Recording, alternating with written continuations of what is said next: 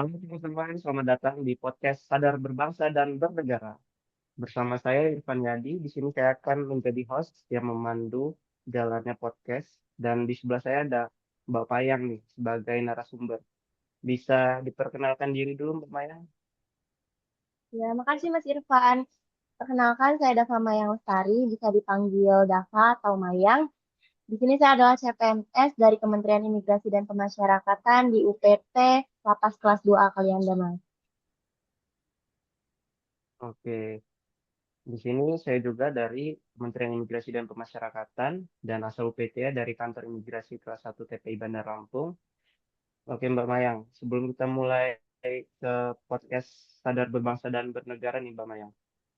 Aku mau nanya dulu nih, definisi dari bela negara itu apa menurut Mbak Maya? Oke, untuk definisi bela negara itu, sejauh pemahaman saya itu adalah tekad, sikap, perilaku, dan juga tindakan kita sebagai warga negara, baik secara perorangan maupun kolektif untuk menjaga kedaulatan negara, keutuhan wilayah, dan juga keselamatan bangsa dan negara. Dan yang paling penting, semua tindakan kita itu didasari dengan rasa cinta tanah air dan berdasarkan dengan Pancasila dan Undang-Undang 1945, Mas. Oke Mbak Maya. Jadi cakupannya lumayan luas juga ya Mbak Maya. Di Benar. dalam kurikulum kurikulum bela negara ini kan ada nilai dasar sadar berbangsa dan bernegara nih Mbak. Aku mau nanya nih Mbak, apa aja sih indikator bahwa seseorang itu udah mengimplementasikan sadar berbangsa dan bernegara itu? Untuk indikatornya itu ada 5 indikator utama ya, Mas. Yang pertama itu adalah berpartisipasi aktif dalam organisasi, baik organisasi kemasyarakatan, profesi, maupun politik.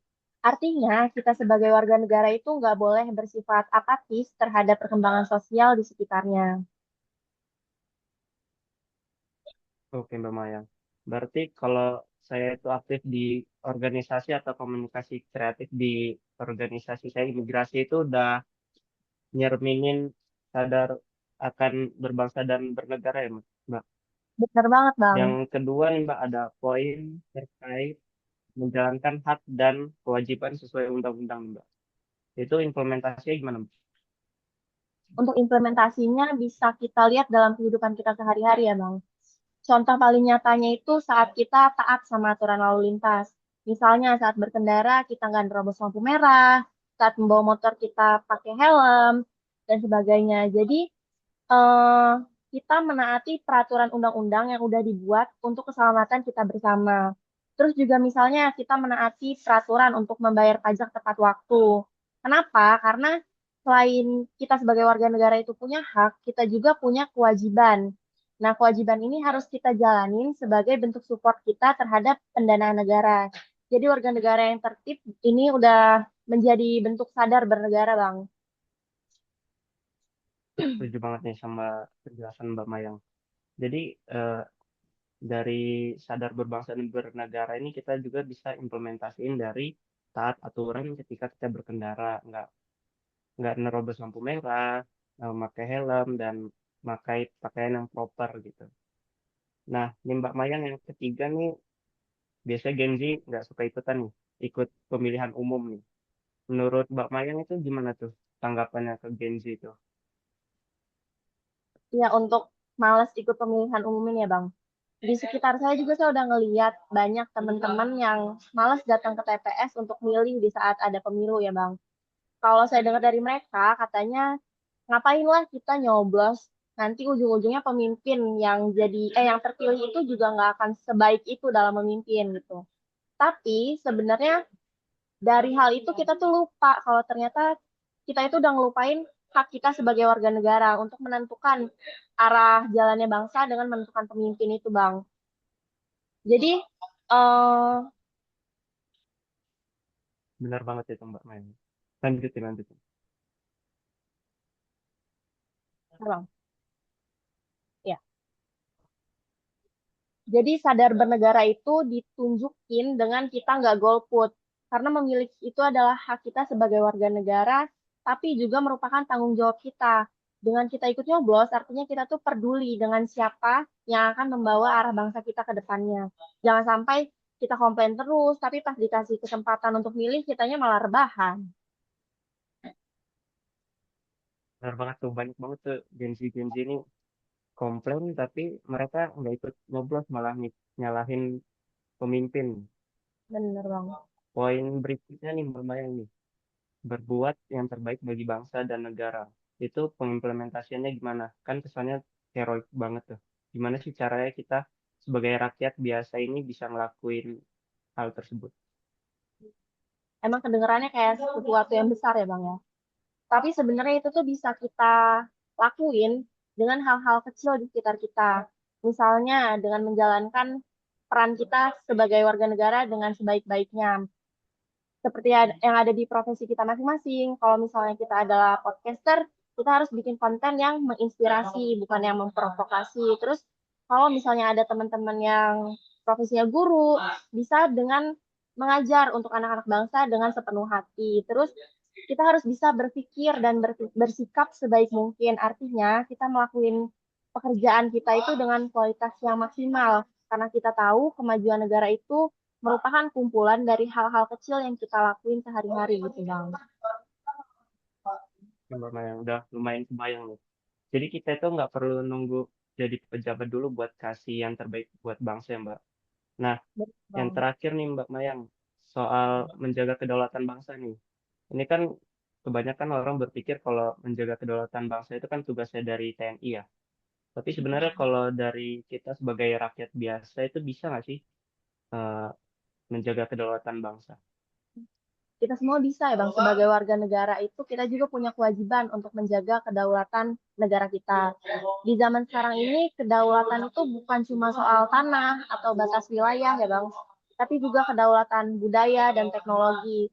Kita bisa menunjukinnya dengan cara bangga pakai produk lokal, kita bisa nunjukin dengan bangga dengan berbahasa Indonesia, bangga dengan bahasa daerah, dan kita juga bisa nunjukin dengan kita nggak gampang kemakan hoax yang mau memecah belah negara kita ini. Jadi itu bisa kita anggap sebagai pagar negara kita di era modern ini, Bang. Oke Mbak Mayang, penjelasannya udah lumayan jelas banget nih. Tapi menurut Mbak Mayang sendiri nih, sebagai ASN di pemasyarakatan nih, Mbak Mayang sendiri gimana sih cara implementasiin sadar berbangsa dan bernegara itu? Untuk saya sebagai petugas kemasyarakatan, implementasiannya itu bisa dengan kita memberikan pembinaan terbaik untuk warga binaan, biar nanti saat warga binaan ini kembali ke masyarakat, bisa berkontribusi untuk negara. Jadi, sebisa mungkin kita ngasih mereka tuh pembinaan yang bisa bikin mereka tuh upgrade dari mereka yang sebelumnya.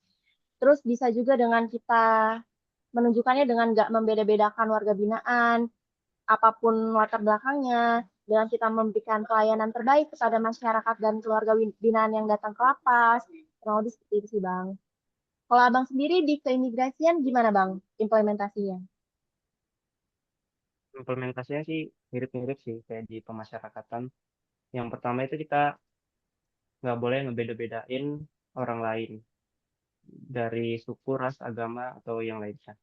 Jadi kalau ada orang yang mau buat paspor atau ngurus berkas kayak izin tinggal untuk warga negara asing, kita itu nggak boleh ngebeda-bedain atau diskriminasi.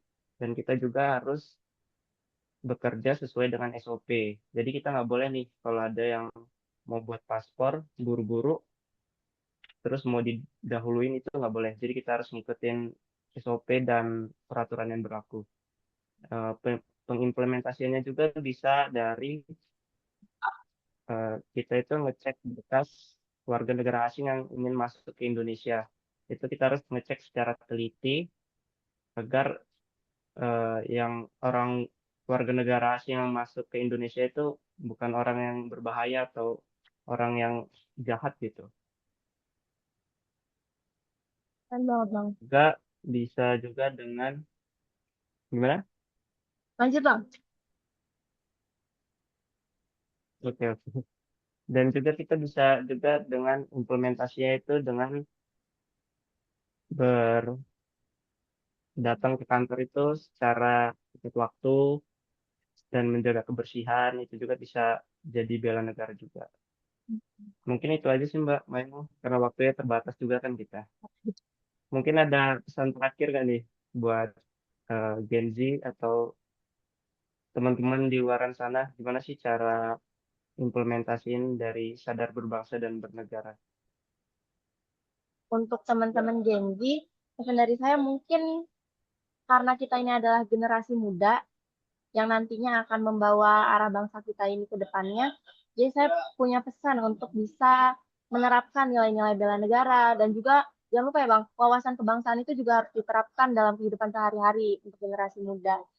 Karena dengan menerapkan itu, saya rasa kehidupan kita sehari-hari, baik untuk masyarakat, untuk negara, atau untuk diri kita sendiri itu akan jauh lebih mudah, jauh lebih tertata gitu Bang. Karena Indonesia ini kan rumah kita, jadi harus kita sayangi bareng-bareng. Jadi kita harus menjalankan hak kita, nggak cuma minta kewajiban, tapi semua hak-hak kita juga nggak cuma minta hak, tapi kewajiban kita juga harus dilaksanakan Bang. Oke, setuju banget tuh sama penjelasan Mbak Mayang. Mungkin itu aja yang bisa kita jelasin di podcast ini. Mungkin bisa sedikit saya rangkum. Jadi, bela negara itu adalah tekad, sikap, dan perilaku serta tindakan kita, baik secara perorangan maupun kolektif dalam menjaga kedaulatan negara. Dan implementasinya itu bisa banget dari kita lingkungan kita bekerja, kayak yang Mbak Mayang dan saya yang udah jelasin tadi. Mungkin segitu dulu teman-teman yang bisa kita sharing ilmunya. Terima kasih buat yang udah nonton. Wassalamualaikum warahmatullahi wabarakatuh.